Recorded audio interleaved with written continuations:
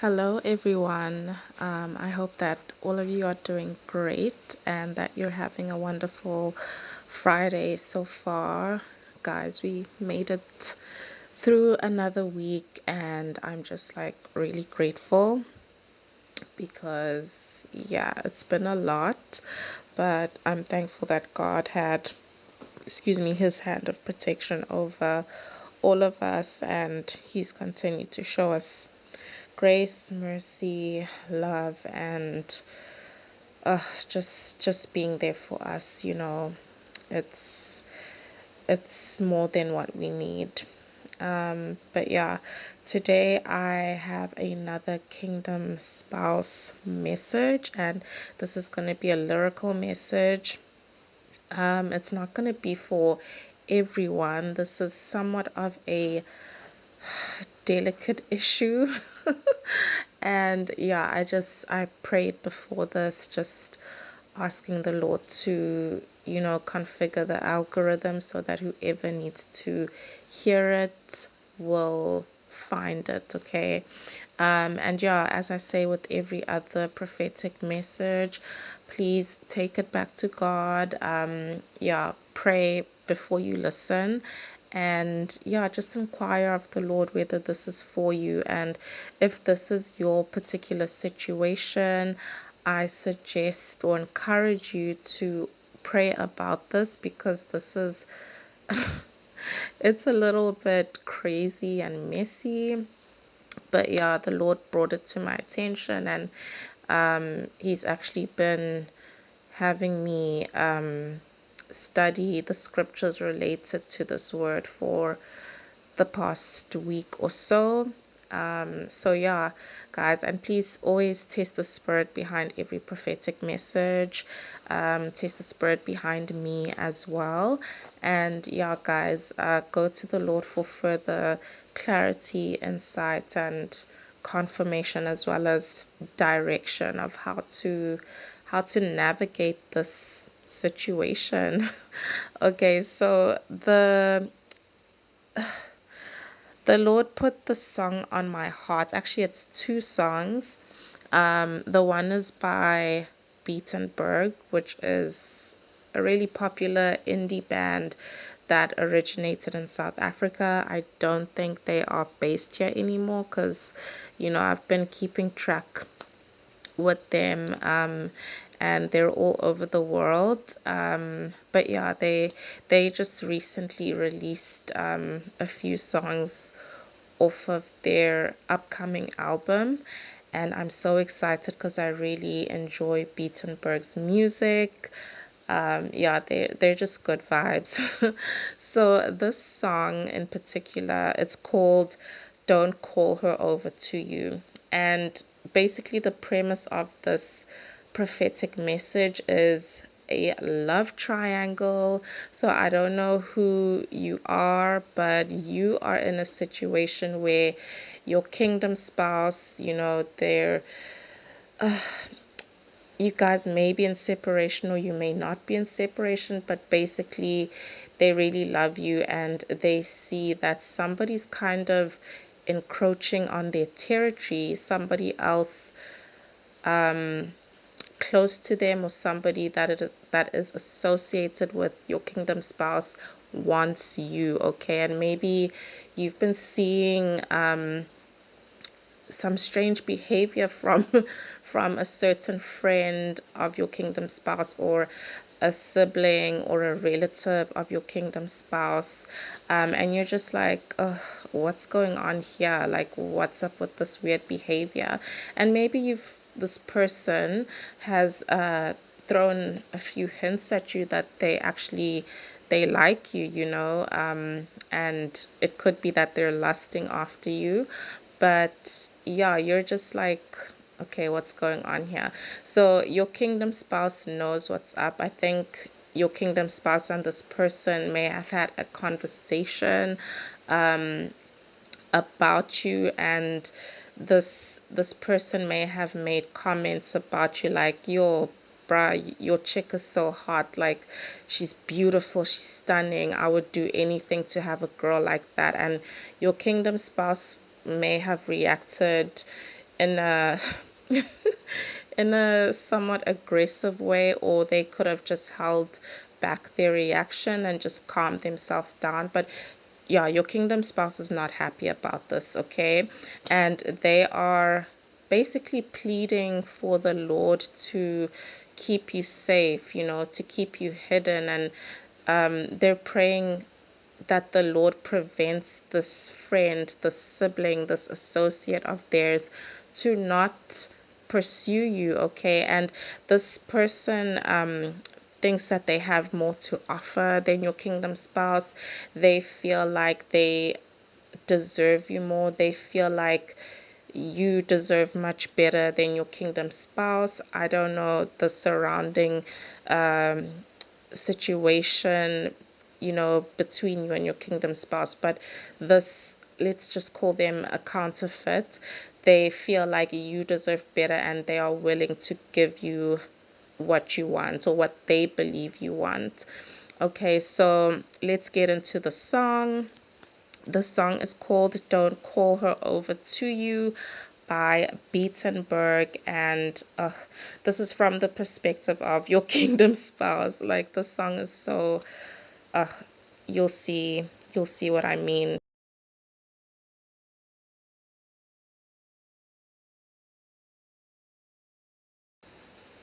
So the song is from the perspective of your kingdom spouse to this counterfeit, this friend, this associate, this family member or sibling that is trying to steal you from them. Okay, so the song says, don't call her over to you just 'cause she's in range of your voice when you're feeling sad or you're feeling strange. Don't count on her kindness. You don't know what it contains. And don't call her over to you across the windswept plains. So with this, your kingdom spouse is telling the sky to not approach you. Like, don't call her over to you. Don't talk to her. Don't make a move on her just because my girl is accessible to you, just because my girl is close to you. Like, some of you might be close to this particular friend or um, associate or colleague or sibling. You guys have a pretty cordial relationship, okay? And your kingdom spouse feels a bit threatened by this, okay? So they're saying, yeah, just don't approach my girl, bro. And yeah, don't count on her kindness. You don't know what it contains. So your kingdom spouse, they value your love, your kindness, your loyalty, your empathy. And to them, it's like, all of these qualities that you have about you are sort of magical. It's like your kindness has these powers. Your kindness can melt people's hearts in an instant, and your love, can make people just feel on top of the world. They're just like, they know how enamored people can become by you just because of, obviously your looks. You're beautiful, you're stunning, but also your inner qualities, like the inner person that you are, can make anyone fall in love with you. So they're telling this person, like, don't even try to get a glimpse of my woman's kindness, because I know you're just gonna fall deep in love with her like I have. So yeah, it's like warning shots to to the counterfeit in your life, okay? And then it says, don't call her over to you. Don't try and reconcile any two things too quickly. Don't try to make her smile. Don't give her your confession. Don't ask for her hand. And don't call her over to you in a barren hinterland, okay? So here they're once again saying, bro, don't make moves on my girl. Don't try to make her smile. Like, stop stop cracking jokes. Maybe they've seen you and this person talking, and this other guy has cracked a few jokes, and they've seen that They've seen that you kind of laugh a little harder at their jokes more than you laugh at your kingdom spouse's jokes. I'm so sorry, guys. I don't mean to laugh. It's just a crazy situation. But let me get serious, okay? Um, yeah, they're saying like, don't try to make her smile, don't try to make her laugh, and don't confess your feelings to my girl. Don't ask to date her, don't take her out on any dates. And here where it says, don't call her over to you in a barren hinterland. So here, your kingdom spouse knows that, well, they feel like things between you are barren. You might be in separation right now, or you guys might not have spoken in a while.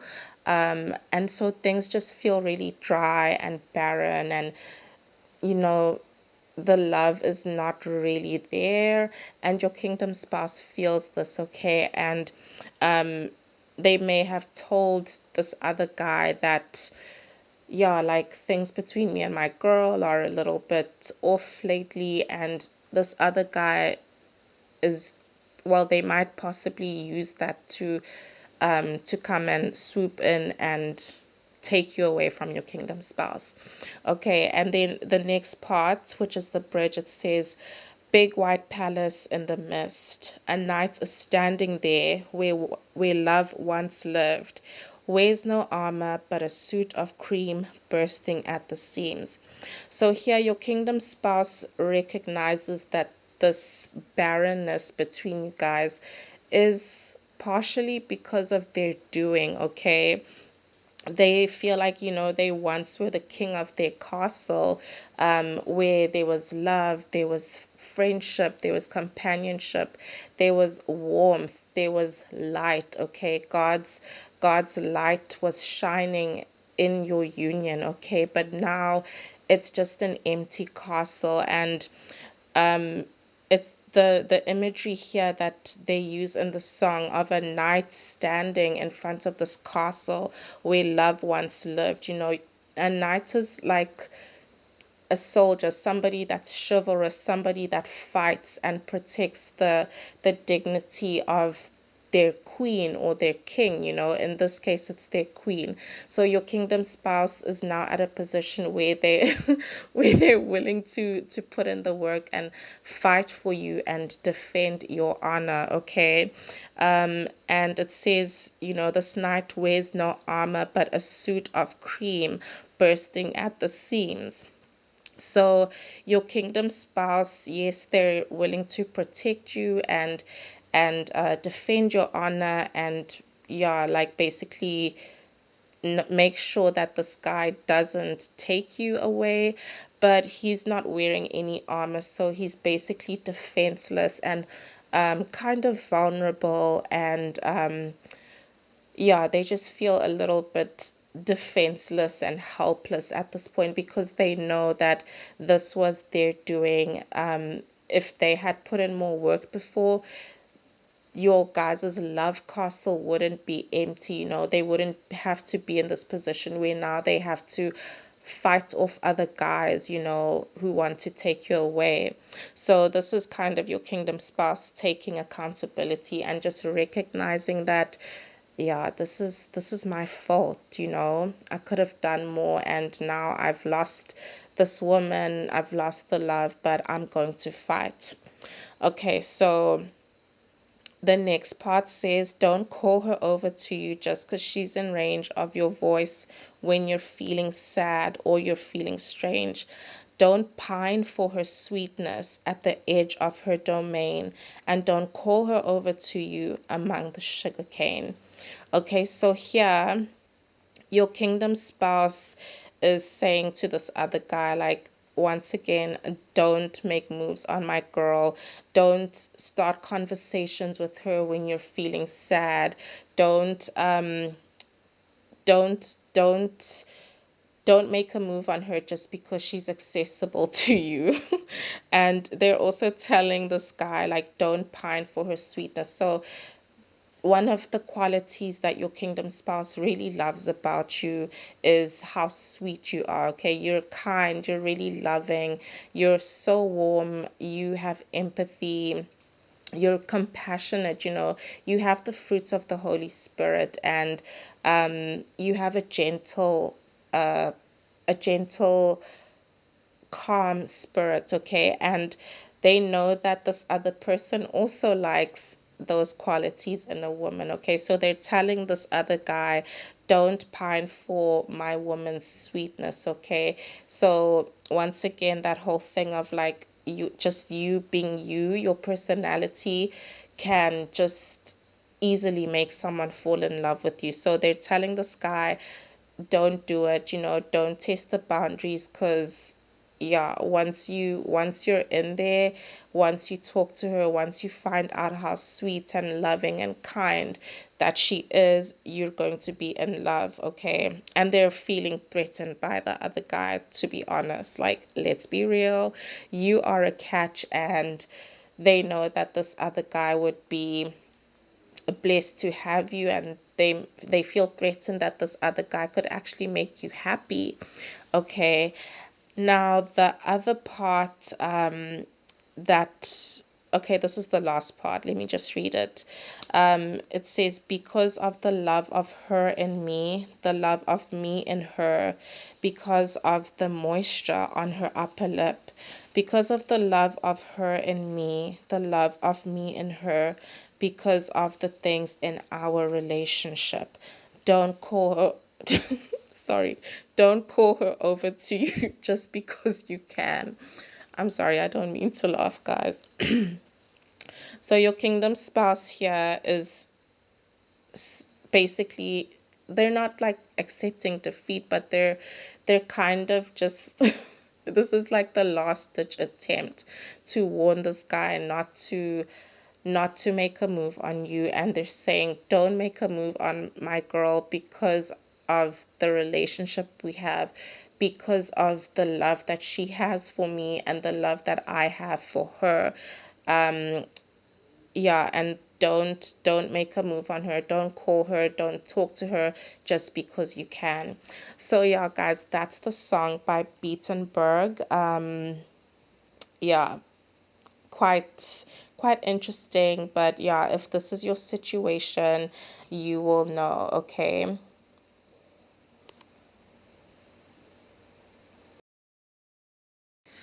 So yeah, guys, the next song that the Lord put in my spirit regarding this message is Destiny by Cassper Nyovest, okay? And Cassper Nyovest is like one of the bigger rappers in South Africa.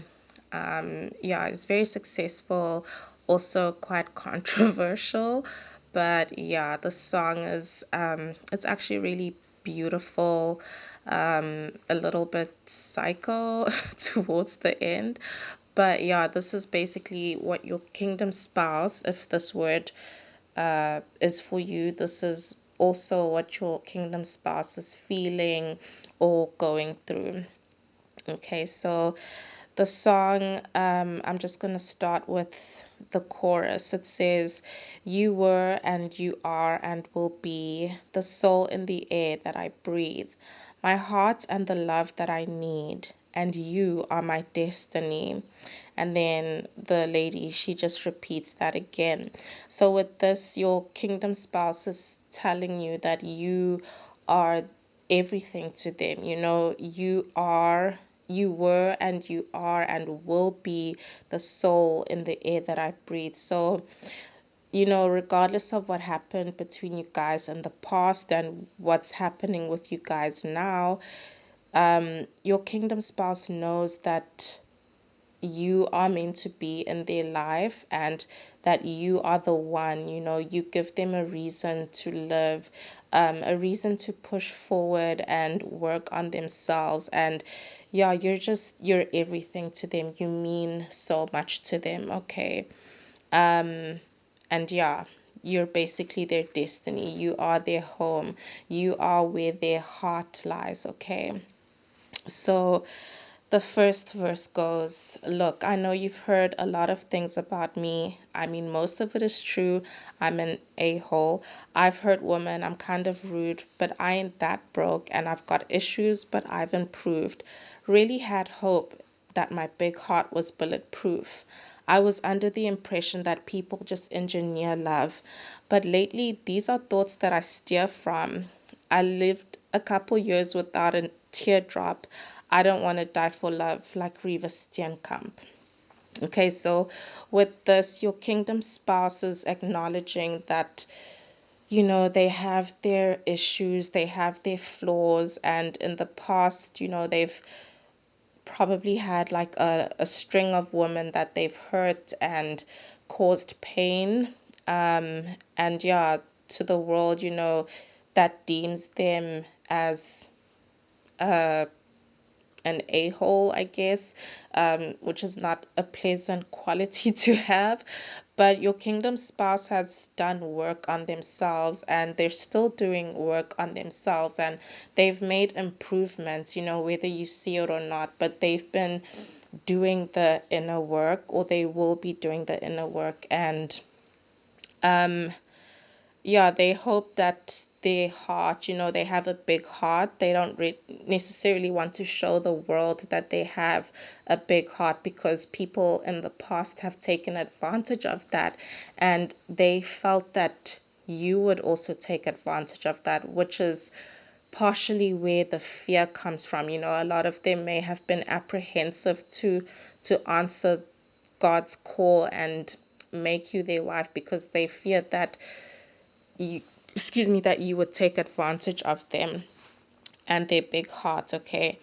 um and it says, I was under the impression that people just engineer love, but lately these are thoughts that I steer from. So they thought that love was like this thing that you sort of engineer. It's like a mechanical thing, like there's no emotion behind it. So they probably were exposed to relationships and marriages that weren't very warm. There was no love there, and people, like maybe their parents, for example, they were married but they were in a marriage of convenience, or either the mother or the father wasn't happy in the marriage and they kind of just stuck together for the sake of your kingdom spouse and their siblings, the kids, So they've just been exposed to not the right type of marriages and relationships, okay? And yeah, lately your kingdom spouse is kind of having a change in perspective because God has shown them the way. God has opened their eyes, and you've given them a different experience of what love is and what love is supposed to be. Okay. Yeah, I'm not gonna go too much into the Riva Steenkamp um reference, but yeah, if you know about the Oscar Pistorius case, yeah, Riva Steenkamp was the woman, his girlfriend, who unfortunately was killed or murdered, and yeah, it's just heartbreaking. So your kingdom spouse doesn't want to die for love. They don't want to die at your hands. And it's not to say that you're going to kill them or murder them, but they feel like you could take advantage of them and the love that they have for you, and that would kill them inside because they've had too much of that happen in the past. Okay.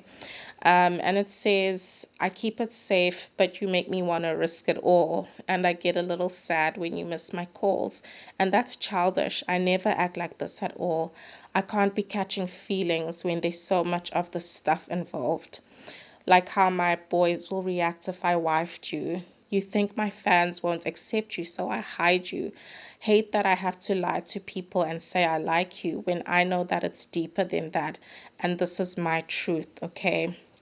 So, yeah, whenever your kingdom spouse calls, maybe God had told you to not respond to them for now, just for a season, or it could be that you guys like God opened the lines of communication between you guys, and you probably missed their call. They may have FaceTimed you and you missed the call because you were busy, but your kingdom spouse feels like it was intentional, and they get sad. They get sad when you don't answer their calls, okay, which is a little bit childish, but yeah, they're in their feelings, okay. So yeah, they're also acknowledging that they're catching feelings for you, okay? They are falling in love with you. And they're also worried about how the people around them will react if they make you their wife. And I think I touched on this in my previous prophetic message, the Avatar one. Yeah, your kingdom spouse is worried about what other people will think. And they may be hiding you from the people in their world. For some of you, yeah, they're just scared of like the judgment and people's perception of them changing, okay. And it's not because they hate you or they don't love you. No, they do love you, but that fleshly, worldly side of them still worries about what other people will think, okay. So yeah, it goes on to say, I love what's inside you way more than your pretty face. I don't usually go on dinner dates. I prefer to stay at home, but you got me doing different things, and I'm really loving this exchange. I just need you to be patient. I'm getting done working on all my trust issues and my pride because you're worth it. I'm learning about commitment and turning down all the curses. I know buying you gifts don't make me a better person. Okay, so with this, your kingdom spouse, they they were stuck in their old ways. Maybe they were the type of person that just goes out to the club and they do their thing and then they come back home, or they were just the type of person that likes to stay indoors and do whatever they're doing and not really have like a social life. But you've basically like changed that. Now they want to actually take you out on dinner dates. They want to take you out for the movies. They want to take you out on outings, activity dates, things like that. And it's not because of their own volition. It's more because you've brought out that side of them. Maybe you've talked to them and been like, oh, I really want to go hiking, or I want to go and do goat karting. I really love this certain restaurant. I've never been there, but I heard the food is really good. So you even mentioning little things like that in passing, they're taking note of those things and they actually are changing. They want to do those beautiful things for you. And they're enjoying that, that they're changing, that they're transforming. And yeah, he's just saying that he needs you to be patient with them because he's still working on certain issues that he's dealt with for a long time, and we all know these things take a lot of time, okay. So once again, be patient with your kingdom spouse. They are now putting in the work. They know that they need to make some changes in order for this kingdom marriage to work, and God has been guiding them and giving them clarity and instructions regarding how to do this. So yeah, just be patient with them. Okay, and we go to the chorus once again, and yeah, the second verse is it's something else, okay. Look, I've also heard a lot of things about you, and I know half of it is true.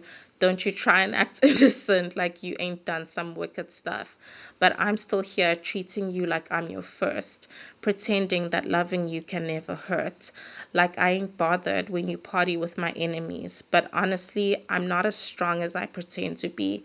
You know how fellas be. We like acting all tough when we know that deep down the stuff's affecting me.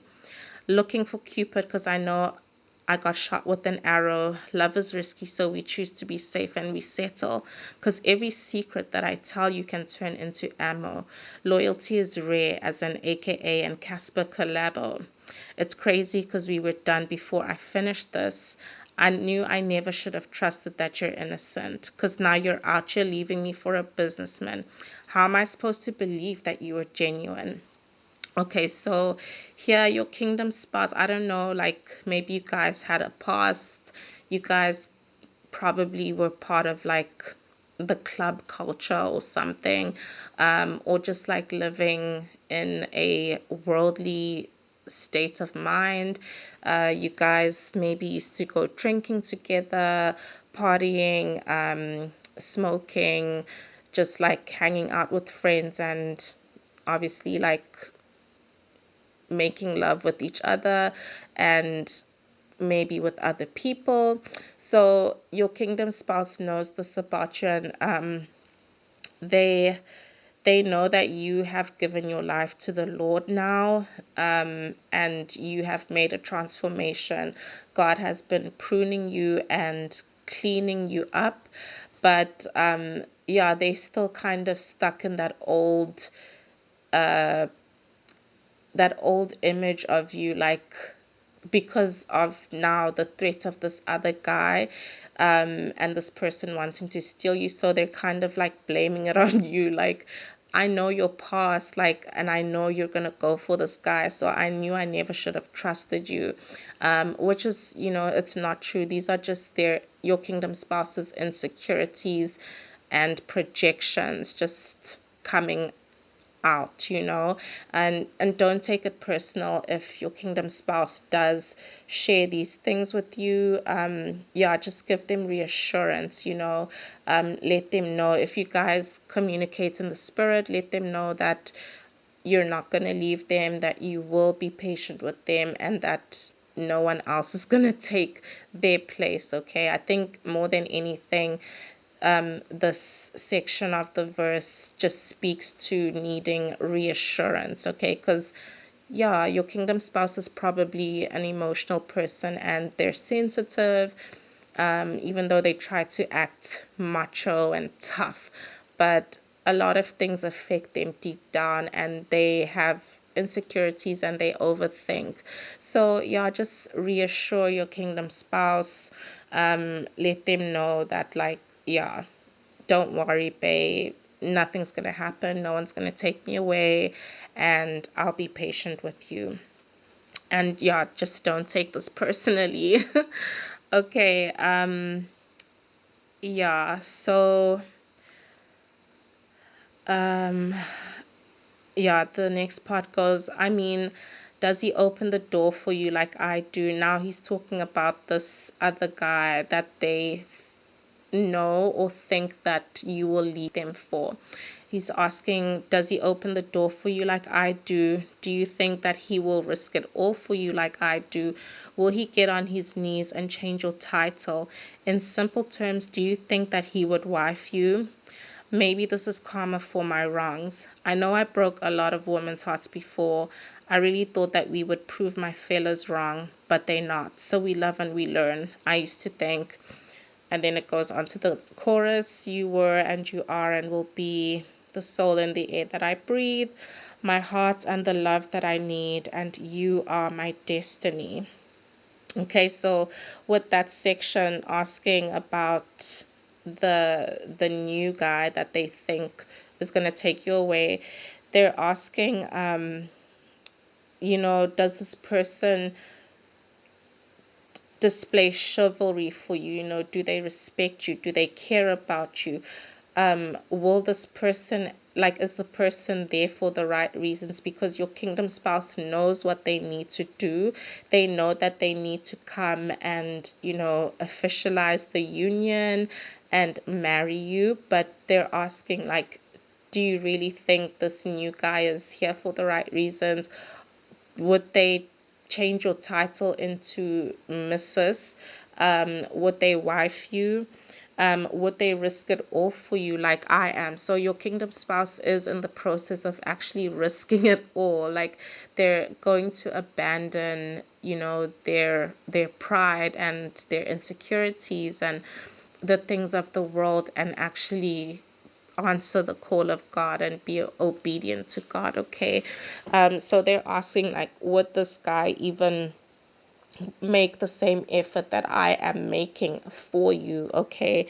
So once again, yeah, just send reassurance and don't take it personally. This is not an attack on you as their kingdom wife. Excuse me, this is more of them just voicing out how they're feeling, and yeah, just voicing out their innermost thoughts, okay? And the part where he says, maybe this is I'm sorry, I don't mean to laugh. Maybe this is karma for my wrongs. I know a lot, I broke a lot of women's hearts before. He's basically acknowledging once again that he has had a past um of breaking women's hearts. You know, your kingdom spouse was probably a ladies' man, like I said before, and they feel like this other guy coming to swoop in and take you away is their karma, because maybe they didn't go to these previous women and apologize for the hurt that they've caused. They probably just moved on after causing them hurt and pain. So now it's like the karma is coming back to bite them, or should, yeah, I guess karma is the wrong term, but you know the concept of reaping and sowing. So before they were sowing seeds of hurt, you know, hurting women, hurting their previous partners, just being disrespectful, uncaring, and yeah, just hurtful, you know. So now they feel like this is their reaping season, where now the results of their reaping is another guy coming to take you, okay? But yeah, we know it, you know, that it's not gonna happen, okay? um yeah, your kingdom spouse is probably just overthinking, okay? So yeah, that's the song, Destiny by Cassper, Nyovest. And the Lord did give me some scripture to back this up, and we'll get into that now.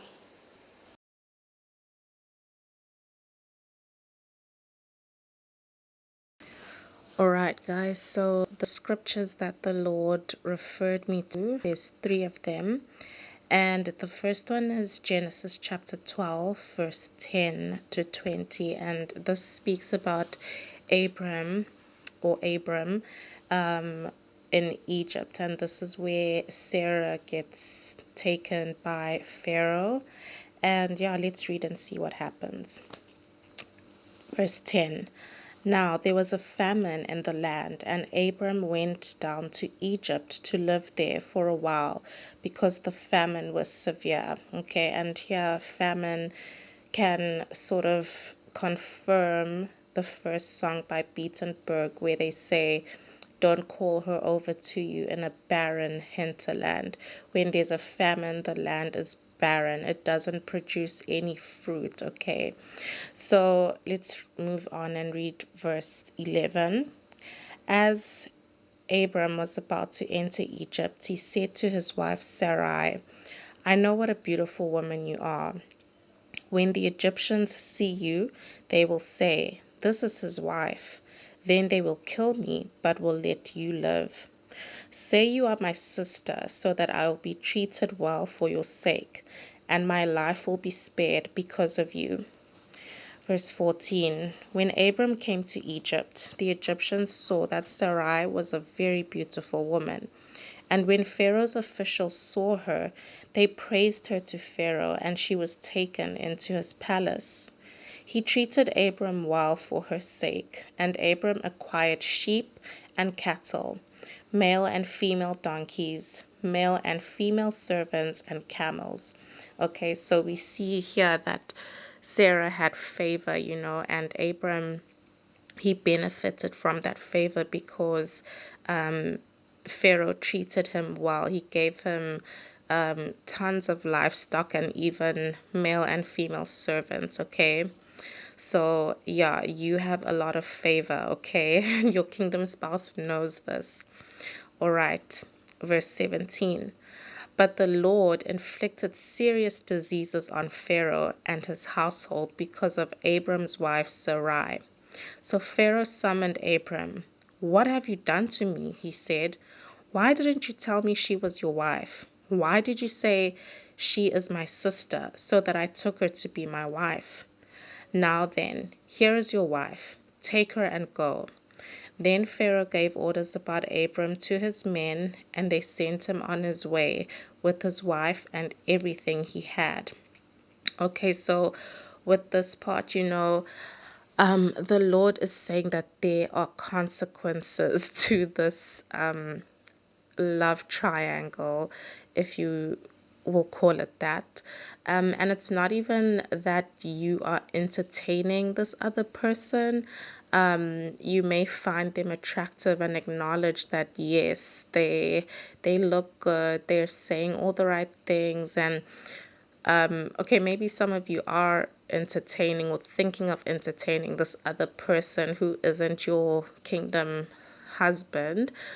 But yeah, God is just saying that there's consequences to that, because He specifically and intentionally joined you and your kingdom spouse together. So if you happen to choose to be with this counterfeit, things could happen. The Lord could inflict diseases on this other person. The Lord could dry up their finances and close up opportunities. The Lord can cause there to be barrenness between you and this counterfeit, okay? And the Lord can even choose to smite this counterfeit, because he doesn't approve of you and this counterfeit joining together. So the Lord is just saying right now that, be aware that I didn't put you and this person together. I want you and your kingdom spouse, the one that I ordained for you to be together. Don't entertain the counterfeit.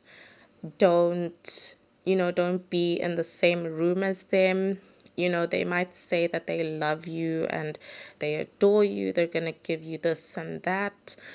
But chances are their attraction to you is purely driven by lust and maybe a little bit of envy, because they want what you and your kingdom spouse have, okay? So yeah, just be wary of that, that there are consequences to whatever you choose to do with the counterfeit. But yeah, just stick with your God ordained your kingdom spouse and let God have his process. So the second scripture, it's also to do with Abraham and Sarah, and this is in Genesis chapter 20, where Abram's has been called and God changed his name. He's gone through this whole transformation and now he's called Abraham, and Sarai is now called Sarah. Okay, so it's Genesis chapter 20. Yeah, I'll just read from verse I'll read from the first verse actually. Okay, Genesis chapter 20 verse 1 to 18. Okay. Now Abraham moved on from there into the region of the Negev and lived between Kadesh and Shur.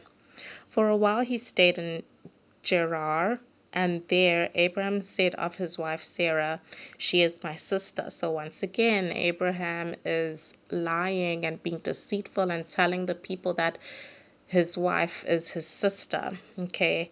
Then Abimelech, king of Gerar, sent for Sarah and took her. But God came to Abimelech in a dream one night and said to him, "You are as good as dead because of the woman you have taken." She is a married woman, okay? Remember, like with these these kingdom marriages, you guys are already united in the spirit. You guys are already married, and for some of you, you are already married. Even here in the physical, but you're in separation, okay? But the fact remains, you and your kingdom spouse are united. You are one. You are married in the sight of God. So God is not playing about you as the kingdom wife. You are a woman. You're a married woman, and you are spoken for already. Okay, so verse 4. Now Abimelech had not gone near her, so he said, Lord, will you destroy an innocent nation? Did he, Abraham, not say to me, she is my sister? And didn't she also say, he is my brother? I have done this with a clear conscience and clean hands. Then God said to him in the dream, Yes, I know you did this with a clear conscience, and so I have kept you from sinning against me. That is why I did not let you touch her. Okay, now verse 7. Now return the man's wife, for he is a prophet, and he will pray for you, and you will live. But if you do not return her, you may be sure that you and all who belong to you will die. Verse 8. Early the next morning, Abimelech summoned all his officials, and when he told them all that had happened, they were very much afraid. Then Abimelech called Abraham and said, What have you done to us? How have I wronged you that you have brought such great guilt upon me and my kingdom? You have done things to me that should never be done. And Abimelech asked Abraham, What was your reason for doing this? Abraham replied, I said to myself, There is surely no fear of God in this place, and they will kill me because of my wife. Besides, she really is my sister, the daughter of my father, though not of my mother, and she became my wife. And when God had me wander from my father's household, I said to her, This is how you can show your love to me. Everywhere we go, say of me, he is my brother. Then Abimelech brought sheep and cattle and male and female slaves and gave them to Abraham, and he returned Sarah his wife to him. And Abimelech said, My land is before you. Live wherever you like.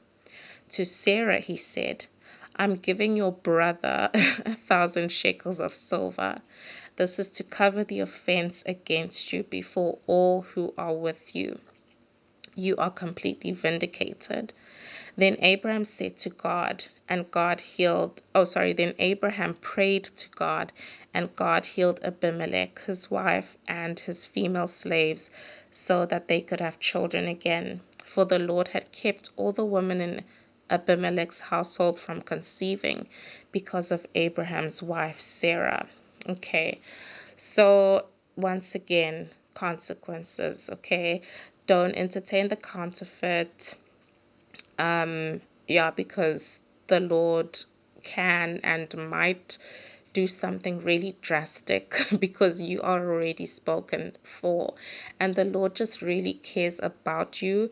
He really cares about this kingdom marriage that he has created between you and your kingdom spouse, because it serves his kingdom. There's a greater purpose to it, and you guys are going to do amazing things, but those things can't happen if you or your kingdom spouse is entertaining counterfeits. Okay, so once again, just be aware that you shouldn't be entertaining anyone other than your kingdom spouse at the appointed time.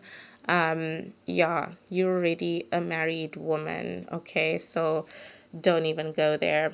Okay, so the last scripture that the Lord gave me is in 2 Samuel chapter 3, and it's verse, let's see. Okay, it's verse 14 to 17. Okay, so it says, Then David sent messengers to Ishbosheth, son of Saul, demanding, Give me my wife Michal, whom I betrothed to myself for the price of 100 Philistine foreskins. So Ishbosheth gave orders and had her taken away from her husband Paltiel, son of Laish. Her husband, however, went with her, weeping behind her all the way to Bahurim. Then Abner said to him, "Go back home." So he went back. So here, David and Michal, they had somewhat of a tumultuous relationship.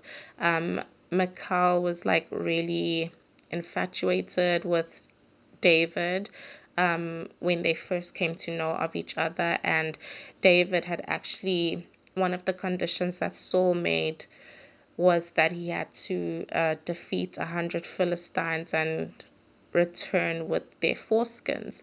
And in return, King Saul would give David his daughter Michal. But Michal, she was sort of like a very sassy girl. Yes, she loved King David, and she even helped him escape from her father numerous times. But she was also very very sassy, had an attitude. And I remember on one occasion, David went to go and worship the Lord, and he worshiped and danced with all his might, okay?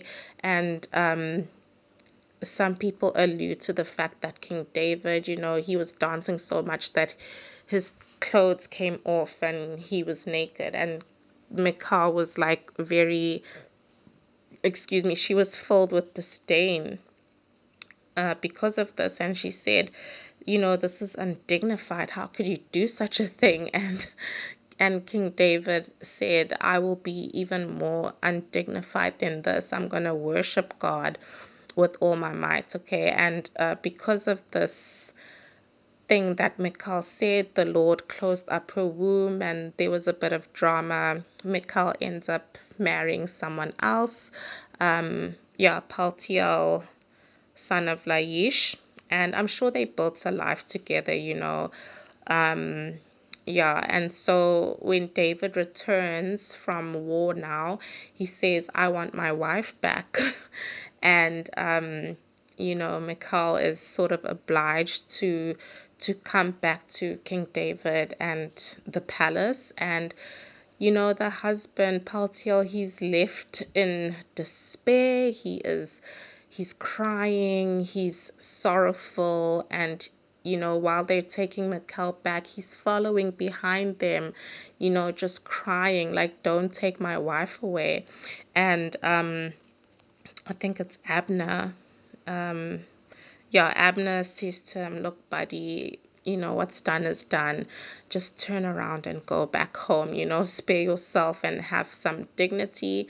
Go back home. Okay, so with this, the Lord is saying that, maybe with this counterfeit that is in your vicinity, this counterfeit that your kingdom spouse is aware of, you guys, like, the Lord might allow something to happen between you guys, but your kingdom spouse is very determined.